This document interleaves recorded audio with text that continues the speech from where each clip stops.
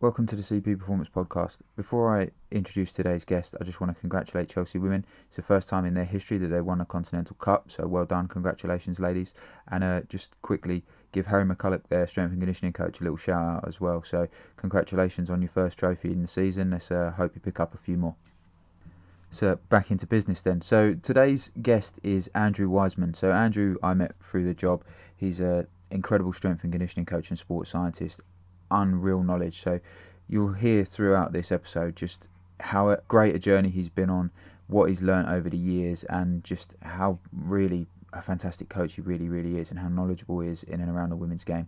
He is currently over with Utah Royals, and previously he worked for Exeter City and Celtic women, so he's got a good extensive background in football.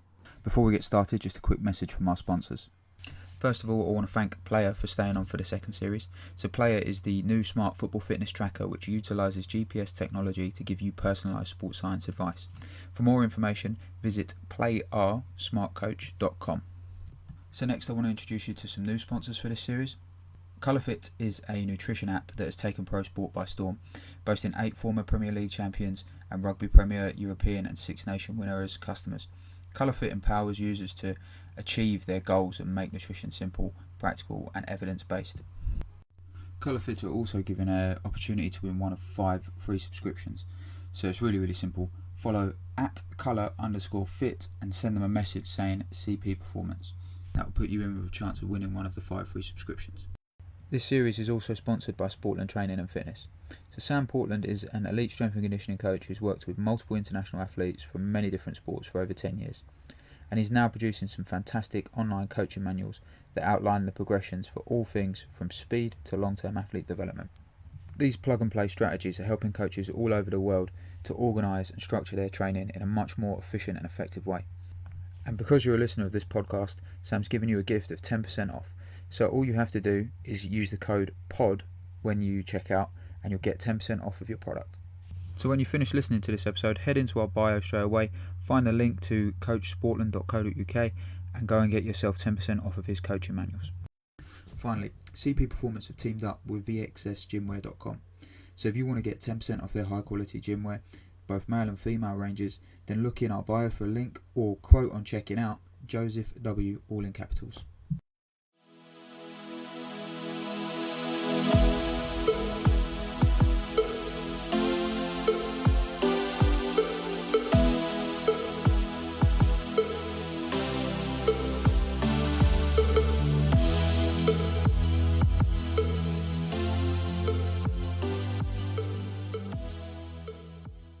Welcome back to the CP Performance Podcast. This episode, our guest is Andrew Wiseman. He's a good friend of mine, strength and conditioning coach and sports scientist from the UK, but now working out in America. Andrew, can you give us a bit of an introduction and an explanation of your journey? Thanks, Joe. It's a pleasure to be invited on. We've had some great guests on recently, so really privileged. I suppose I didn't really have the traditional academic journey into sports science and S&C. Originally, I had a very small playing career, which was probably over before it started, both in the UK and Ireland. If I'm realistic about it, I was probably finished around about 19 due to injuries, but carried on playing and had a few more injuries. I then sort of in my 20s, I undertook or started an undergraduate degree in sports science at Manchester Met, which I was lucky to have some funding from the PFA. Unfortunately, I was also trying to run a business as well over in Ireland, so I gave that up. Came back to the UK in 2010. After 7 good years in Ireland, worked with some great clubs and some great people. I decided to play again at the age of, it was 34, 35, and snapped my leg, pretty nasty injury. So while I was rehabbing from that, I didn't really have too much support in that area. So I was always quite curious, and I thought to myself, I'm going to go back to university. And I got in touch with Manchester Met. I think when I finally graduated, the joke was I'd been doing it for about 13 years. I was the longest graduate or something like that. But no, I got in touch with them. They were brilliant. During my undergraduate degree, I was really lucky to go and spend some time at Charlton Athletic. I spent a season there.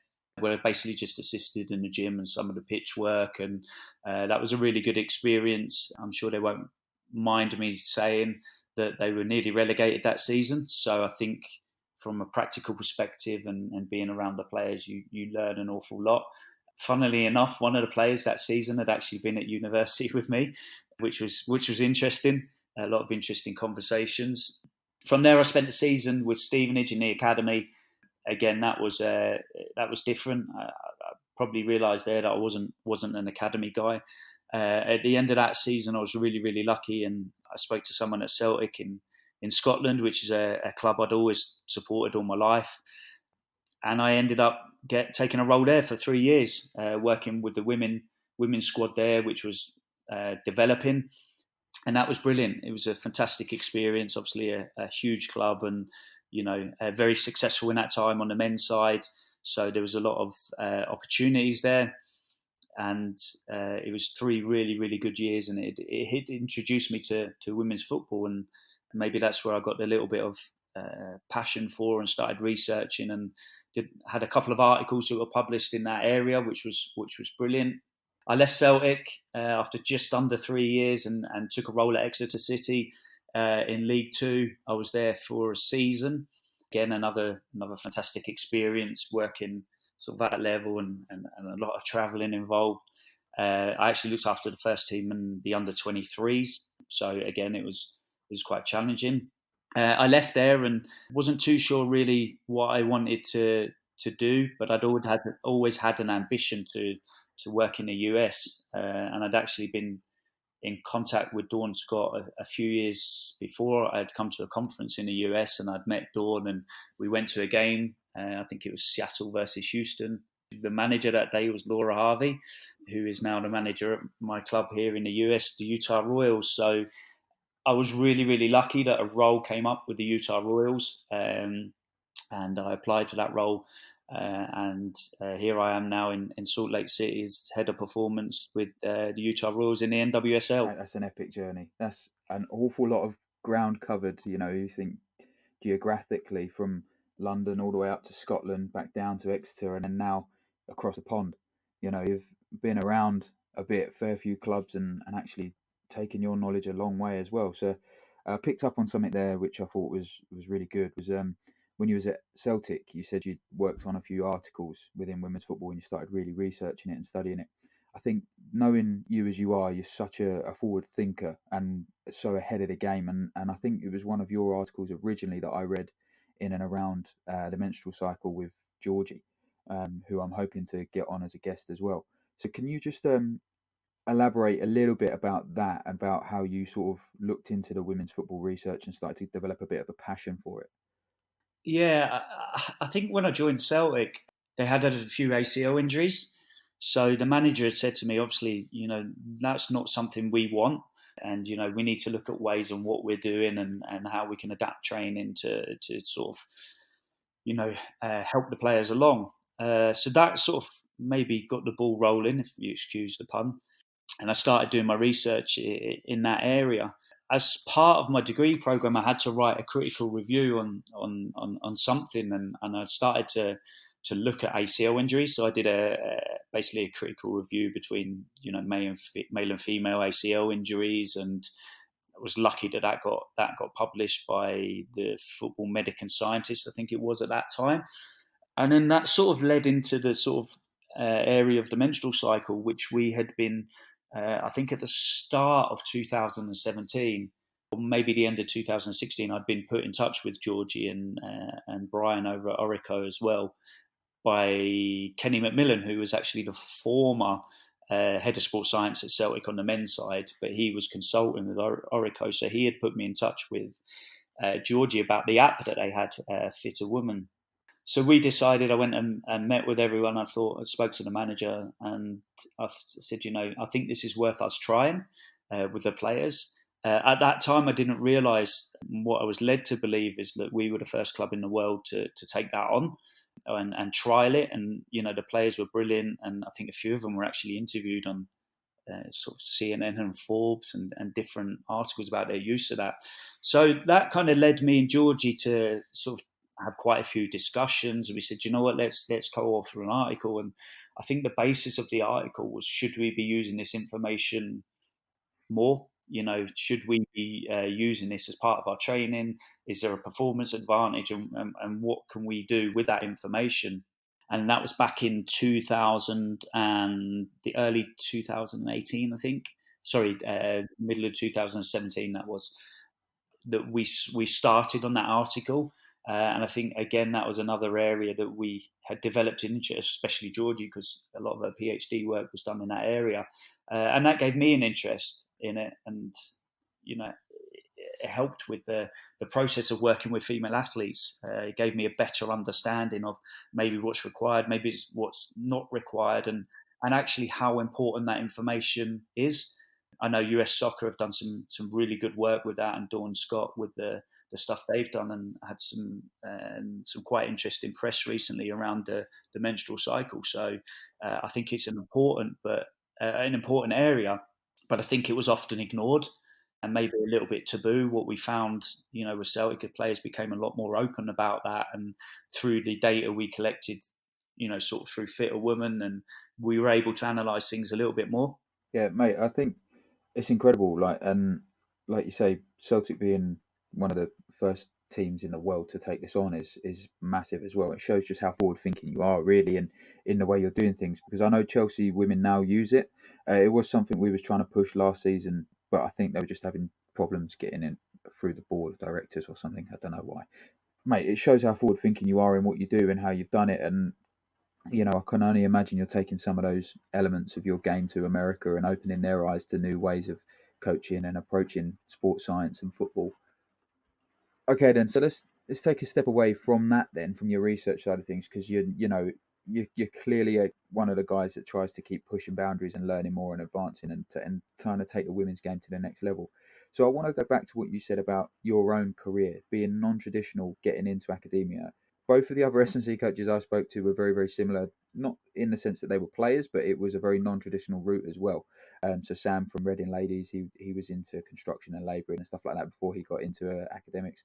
Chris from Bristol, he was doing all sorts of things, and in his interview he expands on how and why he did. So it sounds like some of the best S&C coaches I've ever met and worked with are very, very non-traditional in the first sense. They don't actually get into academia first. They normally have other ambitions.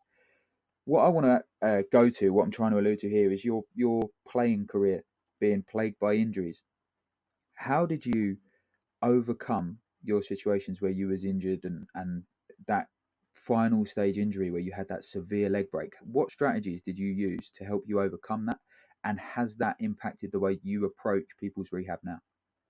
Yeah, that's a great question. If I'm honest, I probably didn't have that support when I was playing. I mean, I'm in my 40s now, so you can imagine what it was like 25 years ago. I always joke that recovery was Guinness and a Mars bar, Probably was. which was never a bad thing, I suppose, in those No. days. Yeah. Uh, no, I think I never had that backup support, so I'd always been very inquisitive.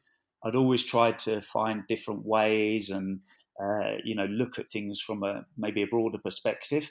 It was only when I got a little bit older, and had further injuries that I started to look at things in an SSC in sports science kind of way. I think I was talking to someone the other day, and I was saying, I'd always started using the gym mainly probably just to feel better. But I'd always realised there was something on a deeper level. It wasn't just go and push weights and that'll make you quicker, which in essence may be true, but I think there was always fundamental principles behind it. And I'd started to look into that and become a bit more inquisitive and maybe ask the question, why? Why does that occur and what's happening here? I think as I got older, I think sports science became more prevalent. It was actually a job. S&C was a job, and I thought maybe there's a career in this. And being a football man, I've been in football since I was 9 years of age, so I don't really know too much else. I thought if you can put the two together, then there's a nice little career there. Interestingly enough, when I was working with Charlton, I was doing 3 different jobs. I was working in a clerical job. I was personal training, and obviously going on and doing the stuff at Charlton when I could. So trying to balance that was good, but very challenging at times, and I think you have to make those sacrifices and really know what it's like to do those things to get where you want to be. Uh, but I certainly think that from my perspective and a player's perspective, I always try and see the player's perspective first. So I became very frustrated with the injuries. There were times when I would break down. I probably didn't understand why that was.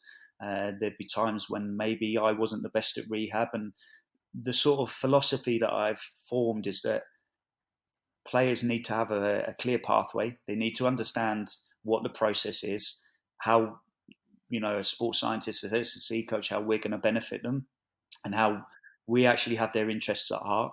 I can see where frustration comes from. I've been in that situation.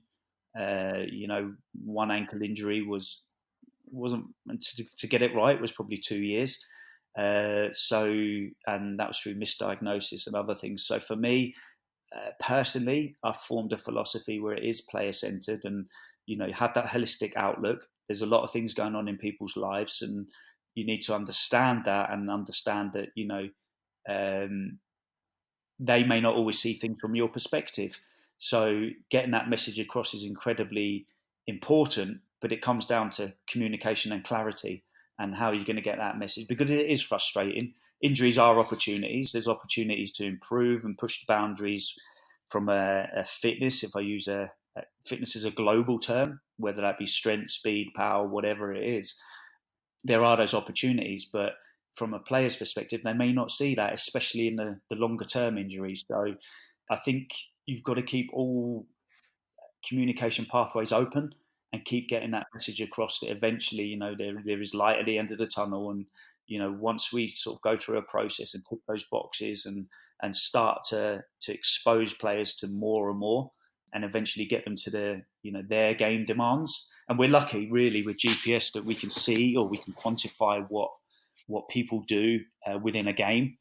So you can individualize, by looking at that data and seeing, what does this person do, and how do we push them above that?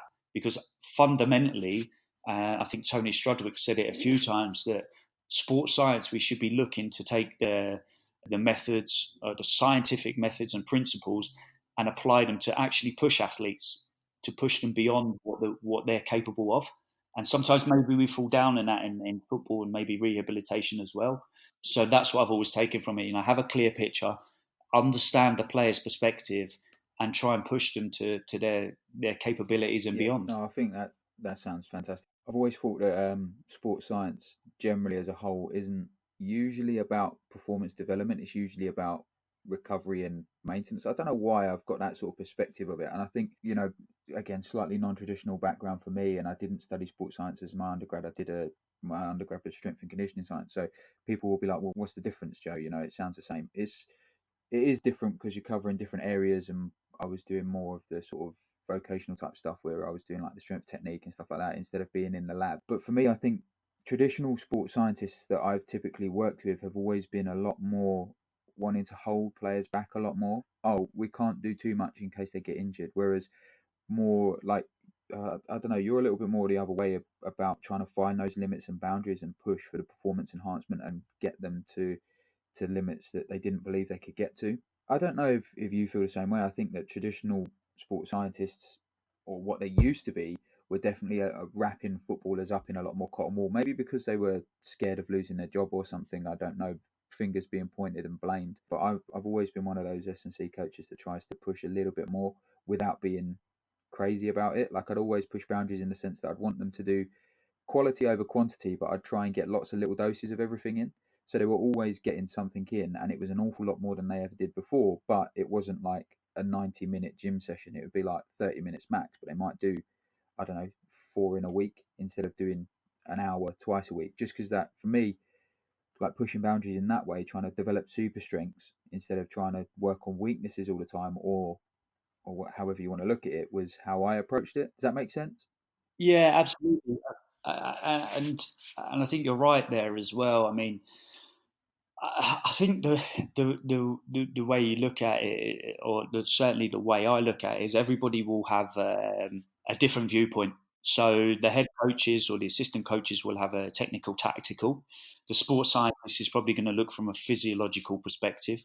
Your strength coach is going to look from a strength and power perspective. Your psychologist is going to look from a, the mental side of things, and your nutritionist is now going to look at things from a nutritional.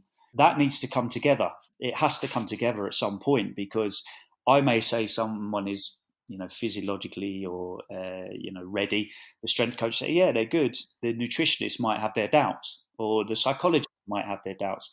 So then you have a situation where you're putting people back into the demands of training, but a third of that they're not ready for. Two-thirds they are, a third they're not. So that's taking a holistic view and a multidisciplinary team to be able to look at things from a different perspective. I think very often we only ever look at things myopically. So it's just from a strength perspective, just from a sports science perspective. So the sports scientists are saying we need to protect this person, which I think has a place. There are times when, you look at maybe loading or whatever, your data, and you're thinking, okay, we need to protect that person with the game in mind. It's never just the training. We've got to look at the game, and we've got to say, how are we going to protect this person? I think you have to maximize pitch time. Players want to train; they'll tell you that. Whether that's reintroducing them into warm ups on the side or whatever it is you need to do, we have to maximize the coaches' time with those players on the pitch. But that's their bread and butter, isn't it? That's how they earn their money. That's what they need to be good at. So Exactly, it's a technical, tactical sport. So I think you work together rather than just pulling people out all the time. I think we've gone through a phase recently where sports science hasn't done itself much justice, because someone will step in a session and pull someone out. yeah, Now, there are times, maybe in a rehabilitation perspective, that you need to look at that and say, look, that person's probably done 3 times as much as they've done this week. That's warranted. But you have to use sort of intuition there as well and understand that person and actually what are they capable of. Now, in a team setting, in an individual setting, that's fine.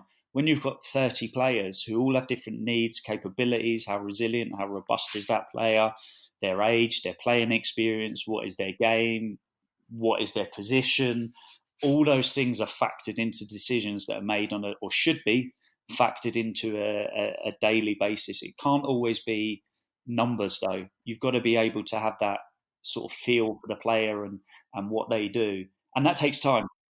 That takes a lot of time. So I think, yes, there are times when people are wrapped up in cotton wool. And I think there's certain areas of research that have been very prominent in that, and probably not, I would question them. I'd be critical of them. And other areas where we've got to look at that human side and what that player needs. And, again, go back to a point I probably made earlier, that, we're there to push them to their physical capacities in a safe environment and do no harm. So I think those things become intertwined, and there seems to be a grey area where people just pull people rather than push them. Again, if you're bringing someone back from injury, as we've touched on earlier, at some point you are going to have to expose them to a percentage of their match demands. It would be crazy not to do that, because if they go into a match situation and haven't been exposed to that, you're going to have further no, problems. I agree, and I think what you said there as well about knowing your players is so crucial. I think the more time you spend with them, not just like daily, but over the years, getting to know them and getting to watch what they do and how they do it and the way they play, and knowing their little habits for training and things like that, and then you can tell when they're coming into training and they're in a good mood, and they, you can spot these things, and that gives you such a good understanding of what you to expect from training. I think I had a conversation with the medical staff over at Chelsea again not too long ago actually, and one of the things they said to me was that we really miss your understanding of the players, because you knew them so well that if you was to go and have a conversation with them, you could draw out anything you needed to draw out with, and make sure that all the relevant information was shared so that the staff knew what to expect. I think relationship building between staff and players is so crucial, because if I'm as your S&C coach and you don't like me, you're not going to help me help make those decisions for you. You know, or in the best interest for you. You know, especially if you know what the coach is planning in a session, you can't turn around and go, actually, I think A and B will be a bit too much. Maybe if they only did, I don't know, 75% of that, that would be okay because of X, Y, and Z. Like you say, physically the data might be fine. They might have put some good scores on their jump tests and things like that. They might actually look physically great, but they might be rather dehydrated and they might be in a really bad emotional state. Well, that's going to have a huge impact on how their body reacts to training. So, that multidisciplinary team is incredibly important. Yeah, and they're decisions that need to be made on a daily basis. With the collection of wellness data and objective measures of recovery or whatever you're looking at, they need to be made. They actually need to be made efficiently and quickly. So if you're just taking average values and saying that player's not ready, then I'm sorry, that's probably not using many statistical methods to look at that. So you could actually be holding someone back. Conversely, you could be doing some damage, really. I think as sports scientists, S&C coaches, I remember talking to a former colleague of mine at Celtic who had worked, at quite a high level, in other Champions League clubs, and he was saying sometimes I only get 5 minutes a week with the manager. So that makes you think, well, actually, you've got to make maximum impact in a minimum amount of time. So you've got to draw out what is usable, what's going to have an impact, and actually what the coaches and other multidisciplinary team members need to hear. Because you just end up going around houses and having meetings for meetings' sake. It's got to be worth something, and it's got to be of value. So you need to make that impact in a very, very small time. Some minor details are probably not necessary, and the coaches maybe don't want to know them. So you have to find what is it they need to know, and how are you going to get that message across. Again, that goes back to how are you going to maximise pitch Yeah, time. mate, that's 100% what our whole jobs are as performance staff. Make sure that they're out there to perform. I don't think it's nice to have players doing all the gym stuff and improving in the gym, but if they're in the gym all the time, then and they're not doing what it is that's required of them to be on the grass, then what's the point? If I've had this conversation with many S&C coaches from different national teams and stuff, and they're like, oh, they need to be doing this gym session twice a week, and it's like, well, actually, that doesn't fit. That's not how it works. Like they actually need to be on the grass. That's what they need to do. It is refreshing having another S&C coach and sports scientist perspective on that, and actually mirroring it as well. They need to be performing their job. So it's lovely to hear. Not enough people do. Yeah, I mean, I think no, and I think you've got to be critical. You've also got to be pragmatic. It takes a lot of time to understand players. It doesn't happen immediately. I think the NWSL here in the US, it was well documented and well commented on the athleticism of the US women's national team in the last World Cup. They were incredible. So there's a big emphasis here, which is great. But also, that technical tactical side, we have to look at that and understand that, and understand the demands on the players. One player commented to me the other day that every game here is a Champions League game, because you're flying for 4 hours, and it could be 5 hours if you're going across the country, and they're things that you have to factor in, and you have to understand how different sort of players respond to that. How are they responding to those travels, and the training and everything that goes on? So you have to be pragmatic. You have to think on your feet as well a little bit. When it certainly comes to traveling and training, or training and traveling, it'd be ludicrous not to factor that in, especially here in the US with the travel involved. Yeah, 100%. The thing people always talk about is jet lag, but no one really talks about travel fatigue, because you can still get jet lag based symptoms even though you don't cross time zones, because you're just sitting traveling, you get stiff, you get dehydrated, you get tired, it takes it out of you. It's extremely exhausting. A lot of people will only ever really go, oh, yeah, it's jet lag, it's jet lag. It's like, well, we haven't actually changed our time zone. It's not jet lag, it's literally travel fatigue. She is exhausted from travel. How do we adapt and overcome that? And I think that's quite an interesting perspective as well. It would be nice to hear how you guys do some stuff to sort of get over that. Yeah, it's difficult. It's always I think it's always in the back of our mind. Again, I think you really need to know how individuals respond to that, and that's not easy. and I've probably not been here long enough to sort of look into that. But it is certainly an interesting thing, and here you could be going across 3 time zones, which may or may not have an input. I know I've looked at some of the research, and that it generally says over 3 time zones, then you need to make some serious adjustments. I think that also depends on what time you're flying and sleep. I mean, recently we were in Chicago, which is only an hour ahead of here. And when I came back, I was falling asleep an hour earlier back in Salt Lake City. So clearly there's an effect. But I think here in the US, from sort of a college level as well, players are used to it. They're used to that traveling. So they've got really, really good habits, in staying hydrated and what they eat. So again, it's something you need to be quite pragmatic about in the approach with that.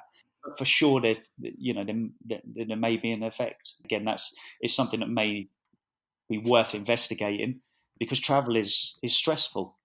Things happen, during the journey or the transition, or human error or whatever it is. So these are things that ultimately you want an unstressed and relaxed athlete to perform. Yeah, of course, yeah. Whether that's physiologically or mentally or various other ways, the happier and more relaxed the athlete is, the greater the chance of performance, in my opinion. Completely agree. I definitely think, if you take all the stress away from it and they haven't got to focus on anything else, I think you take away excuses and then they can just chill, relax, and focus on their game and time. Yourself as a previous athlete, you probably found that when you was happiest was when you was playing at your best.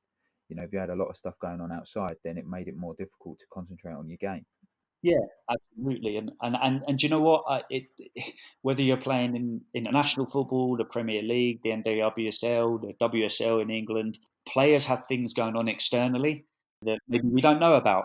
It is their job. It doesn't matter whether you're a builder or whatever it is, or whatever you're doing. There are things that go on outside your life. It is a player's job and it's their livelihood. So that has to be respected. There are things, it may be family or children or things like that, and you have to respect that. You have to respect that, and sometimes you don't know about these things. So, Sometimes you don't want to or need to know. You just, if you're aware that something's going on, you can help them in other ways, but you don't need to know the detail as a coach. Like, otherwise you're just being nosy. Uh, but yeah, well, there is a point, isn't there, where you collect a lot of data, but how much of it is yeah, intrusive? yeah, You have to be careful of what you're doing and what you're doing with it. Why collect data for data's sake? If it's usable, if it's usable and it's of value, then yes, by all means, collect it. And I think that's something here in the US they do very well. In the UK as well, there's a lot of good practitioners there that put a lot of the data to good use. And ultimately, we just want the players on the pitch yeah, and training. definitely. Okay, so here's a little comparison for you then. So the way the US and the way England do things have always been very, very different. The US have always been seen to develop good athletes, and the UK have always been seen to develop like the technical footballer. One of the things that has happened over the last few years is international level, they've been saying we need to be more athletic, we need to be more athletic. What's your thoughts on then, with regards to the whole development system in the USA? Do you think that they're more athletically capable at the top level because they develop that from such a young age? Well, that's an interesting question, because I've probably not been here long enough. But certainly, what I can say is you only have to look at the recent Women's World Cup, and Dawn has done a fantastic job here. Not just Dawn, there's Julian as well, and Ellie Mabry and Andy Gard when he was with the women's side. They've done fantastic jobs here in the athletic development and the sports science side of things. And I'm actually privileged to work with these guys in an indirect way at US Soccer, or maybe a direct way actually. I think because of the college system here and the way things are done, there is an emphasis on athleticism. I think the college season here is very short. It's only 3 or 4 months. So there's also a lot more time to develop athletes. So I think it is a factor. I think in the women's game, this is maybe supported by the US success, athleticism is a huge thing. If you have a hugely athletic team, then your chances of success will be greater. So one of the things I found during my research was that sometimes domestic leagues may not be that great, which means players will go away on international duty and the outputs are higher. So a lot of the research in women's football or soccer has been done at international level, uh, which poses a problem when not all your players are internationals. Luckily, here the majority of our players are actually internationals, be it full internationals or underage.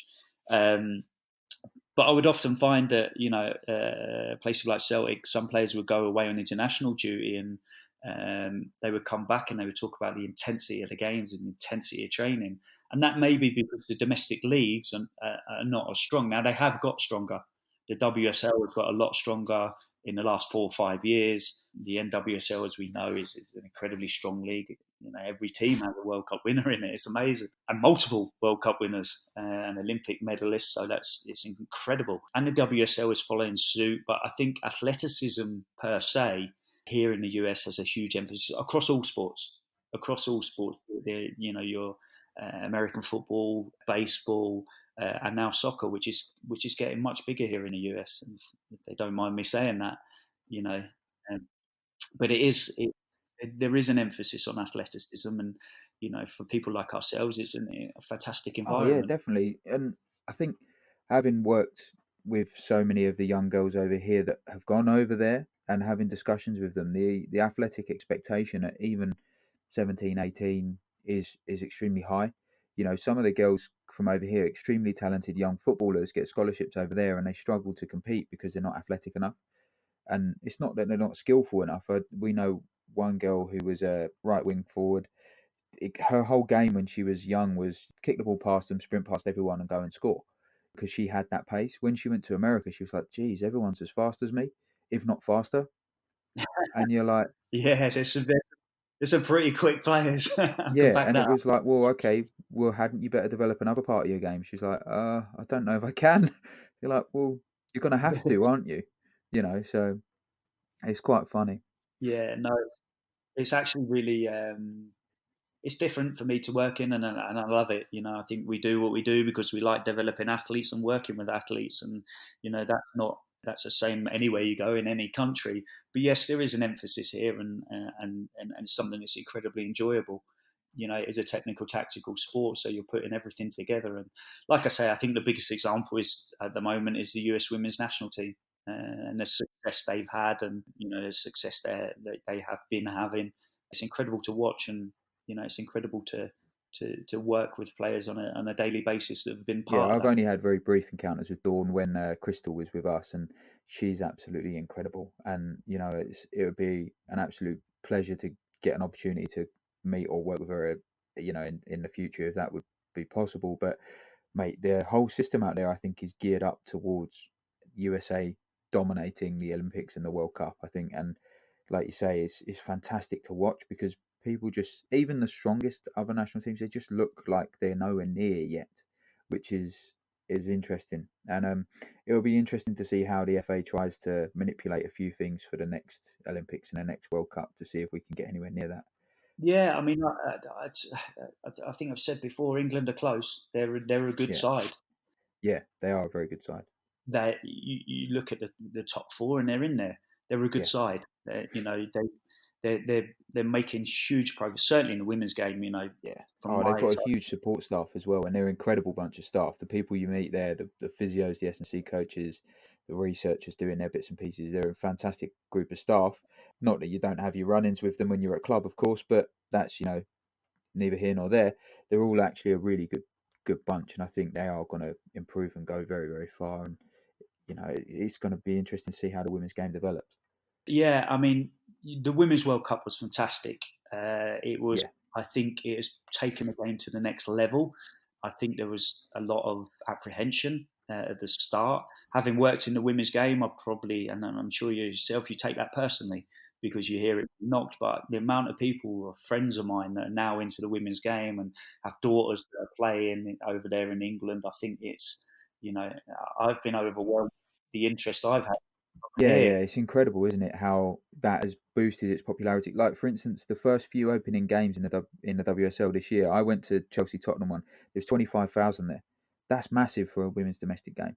There was, I think, Yeah. 30,000 at the Man City Man United derby. Mate, that's incredible. Yeah, Opening league games. 25,000 at West Ham Tottenham yesterday, I Yeah, think it yeah. was. I West Ham, mean, Tottenham. Yeah, at London Tottenham Stadium. beat West Ham, didn't they?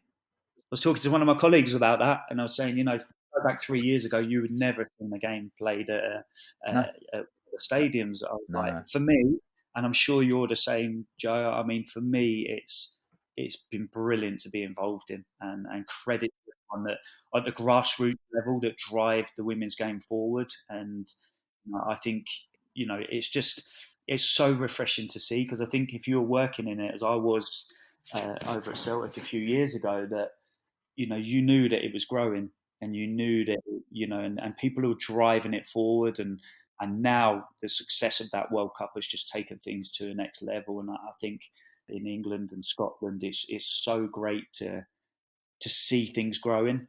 I think probably one of the best things is when you hear young girls say that they want to be professional footballers, because that's achievable now.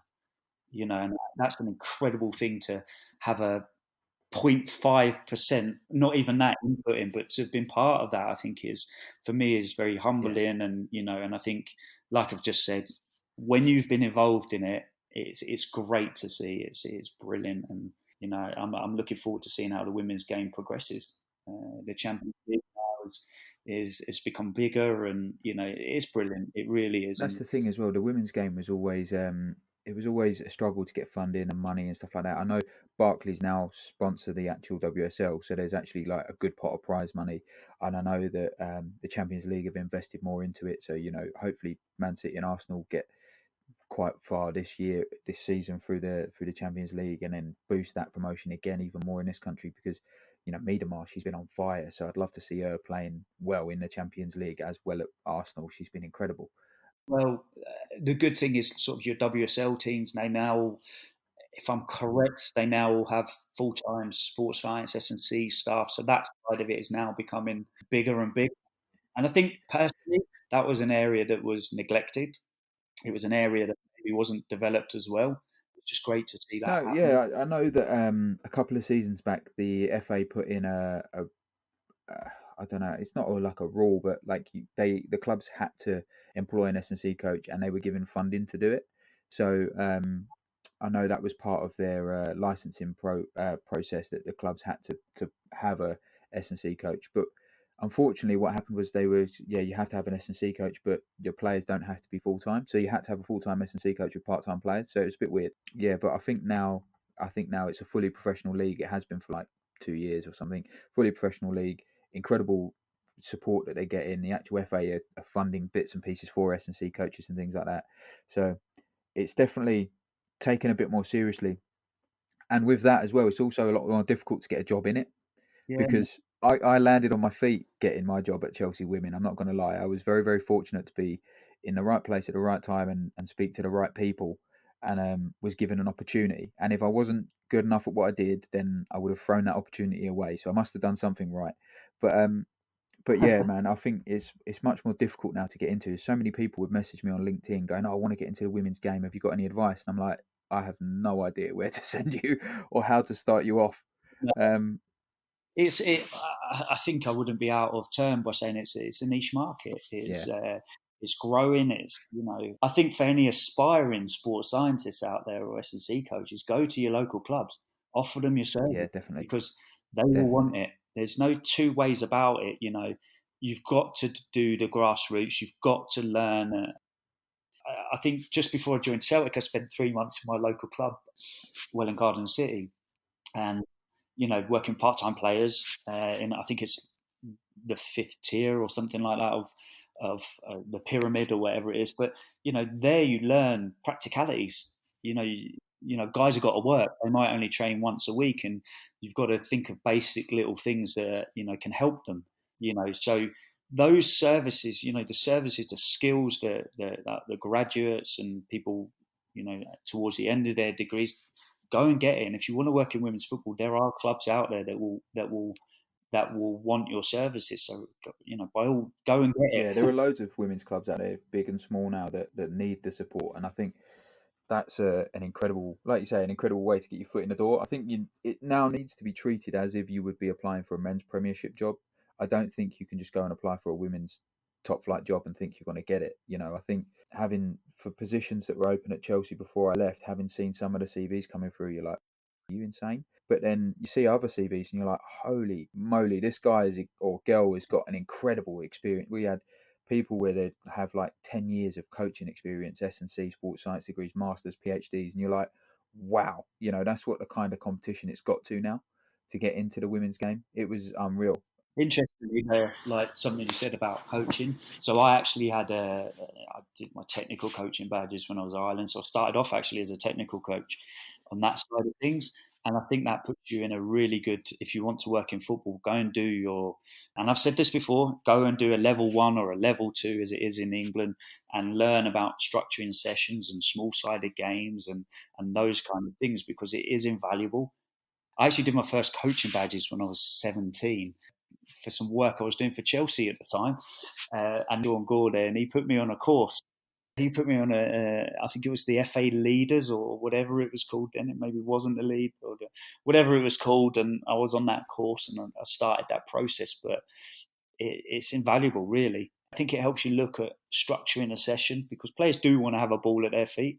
Obviously, on the sports science side of things, you're looking at different outputs and what you want from the session.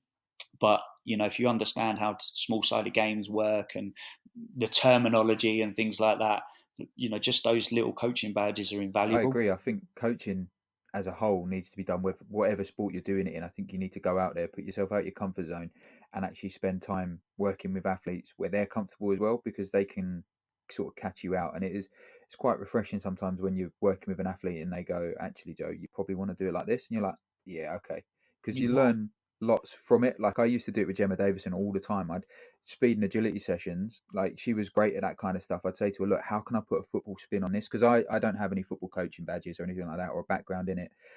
I started coaching at a very young age. I was a martial arts coach when I was young. Did karate since I was like 4. And, that's how I learned how to coach people and interact with people and be out of my comfort zone, was teaching adults when I was a teenager how to do martial arts. That's how it helped me learn. And then I got into rugby and started rugby coaching and stuff like that. But I would always go and ask questions of athletes. And if I knew that there was one or two of them, like when I was at Chelsea, and Gemma was always interested in helping me put together football based reaction drills, if I was ever, or agility type drills or whatever, if I was ever in need of it, I'd always go and say to her, how can I add what you do well into what I want to achieve? And mate, it was the best thing I ever did, getting yeah, insight from the players, because then they get buy into what you do as well, because they feel like they've half developed it. absolutely. I think the answer is always in the question. I think if a player's not coming and questioning me, I'd be Yeah, worried. yeah, definitely. And turning that around, you need to be questioning them. Players these days and actually are not. They have a really good grasp and a really good knowledge. So it's refreshing, and certainly here, and as I've touched on earlier with Dawn and Julian and everyone else involved at US Soccer, and we all bounce off each other and talking to the players here, you get a really good understanding of maybe what they've done previously, what they like, what maybe they don't like, and then you try and find some form of compromise or a happy medium that ultimately, as a sports scientist, you're still getting what you want from the session physically, and that's a fantastic challenge. That's a brilliant challenge. How do you keep things fun? How do you keep things refreshed while still trying to get the outputs that you need on a daily Well, basis? like you say, it's a fantastic challenge. But then I think if you leave your ego at the door and understand that you don't know everything, and that there are people out there that know their game, know their sport, know their field, and you, like you say, you ask the questions, then it becomes less of a challenge and more of a learning opportunity, and more, Absolutely. it's in my opinion, it's never ever been a problem for me to turn around. I've always been very open. I've never seen it as a problem to turn around and go, actually, I don't know. I'll go and find out, but I don't actually know. And I think that's where a lot of people fall down, is that they just try and baffle you with BS. Yeah, I mean, if you can't understand something simply, or if you can't explain it simply, you probably don't understand it. Uh, there's a lot of jargon, a lot of abstract language, which we have players with sports science degrees and the previous clubs, and you can drift into that, and they'll have a good knowledge. I think from a personal perspective here, I'm learning every day. I'm privileged to work with the people I work with on the playing staff and the coaching staff here at Utah Royals. It's an absolute, for me, it's an honour to be working with world class players and world class staff and everybody at US Soccer. So I feel that by making this move, I've enhanced my learning experience, because if you ever think that you're not learning every day, then there's probably a bit of a problem. I learn every single day in training, every single day of work, whether that be trying to understand individuals. We have a lot of conversations. A player recommended a book to me the other day, which I'm reading at the moment. Things like that are absolutely invaluable. And I think fundamentally, we work with people. You've got to understand what makes individuals tick. If you can't understand that, then it's going to be difficult to try and get the best out of them or make it across. Everybody has a different perspective of the world. Everybody's grown up in different environments, and in fact, if I can tell a little story here, I worked with Alan Irvine recently, David Moyes' assistant at West Ham and Everton, and Alan. We were sitting talking. We'd both done a coaching seminar in Dublin, and we were just talking about the same thing. How do you get the best out of these players and working in the Premier League? And he was telling me a story about an out of it, and he said, "What you need to understand is that guy is incredibly driven on. He wants to be the best, but he also grew up in a war zone. So the way you approach him is different to the way you would approach someone else." And I thought, Alan has years and years of management and coaching experience, and he's a fantastic coach. And you look at that and you think, that's a basic, that's a fundamental. Understand the people you work with and what perspective they're looking at things from, and what's driving them daily. Why do they want to be the best? There's always something behind it, and I think that's an element that I don't know, do we need to get better at it, or something that has to be developed over time? And I think that's crucial to any aspiring practitioner. Don't be invasive, but try and find out what you can about your players and your coaching staff, and learn every day. It's so important. If you have, I think if sometimes I think, well, what did I learn from today? And there's basic little things. The cones were out of sync or something like that, but it's still a learning experience. So Yeah, definitely. Or it might be something as trivial as actually what I learnt was player A likes to have two sugars in a coffee before 11 a.m. Like, yeah, but not after. Something like that. As trivial as that, it's still a learning experience. It's still something you've taken away, and it's still one of those soft skills you're developing about someone. It's mad. Like, I've spent nearly 10 years in the fitness industry, and 8 years in sort of elite sport, rugby, football, that kind of stuff, and working with pro fighters. And the more I've gone over things and reflected back on my career, I actually spent more time trying to develop my soft skills than I did my understanding of the physiology, bioenergetics, biodynamics, things like that, because that was what I studied at university. I still understand it. I still do bits of reading on it.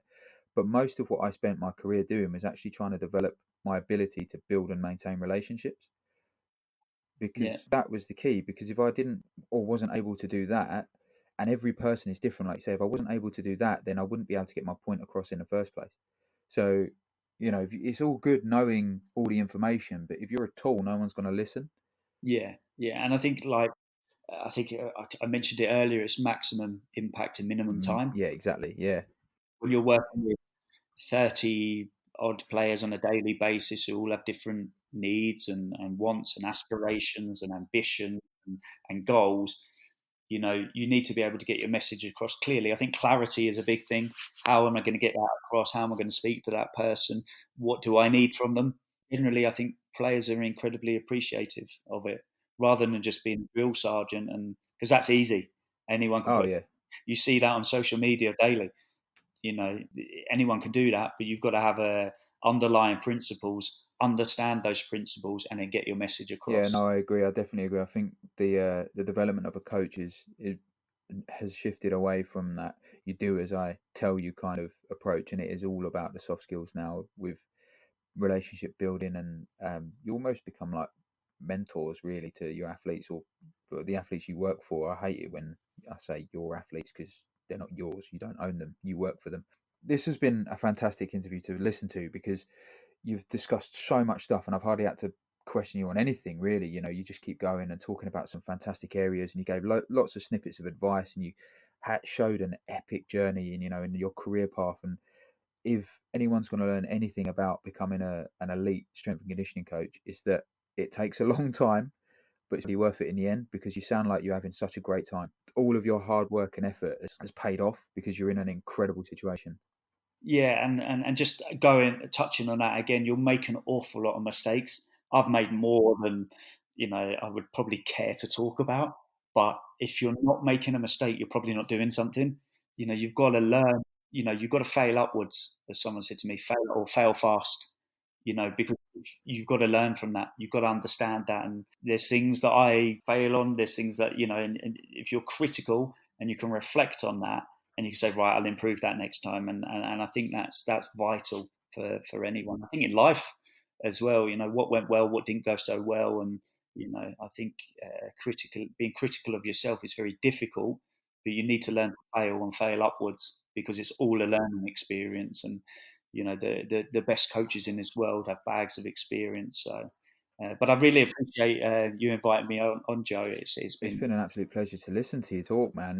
We always have good conversations whenever we do chat, and I'm always um, infused and want to go back and do a little bit more research and understand a little bit more of whatever topic we talk about, because you always open my mind to new things. And mate, it's fantastic to see you over in Utah being so successful and enjoying your job again and loving life, man. You had an epic journey, and you deserve to be where you are, and you deserve all the good that's coming your way. So I'll give you that $20 after. Yeah. Send the checks in the post. Yeah. The exchange rate quite good, I believe. So listen, I'm going to not eat up any more of your time, because I know it's a little bit later out there than it is over here. And I'm going to thank you again, and hopefully the listeners have really enjoyed it as much as I did, and learned enough as well, because I could talk to you for hours. We have done before. We've been on the phone for like 2 or 3 hours before. If only we recorded those combos, eh? Yeah, I mean, likewise, mate. You challenged me, so I often try. No, but honestly, I think we speak as often as possible, and I think I'll go away from our conversations thinking, yeah, do you know what? Like, there's a point there, and I think that's a wonderful thing. And I think you have to open your mind and get to know as many practitioners as possible. But I really do. I really do appreciate being invited on, and the work you're doing at the moment is fantastic. So keep it up. Thank you very much. I will be doing my best to keep lots of information out there and keep spreading the word as well. So thank you very much, and have a good night. I'll speak to you soon. My pleasure. Bye-bye. Thanks again for listening to the episode. Just want to encourage you to go to the bio and look for the links to the sponsors there. Get your 10% off of Sam Portland's coaching manuals, and also 10% off of VXS Gymwear. Thank you.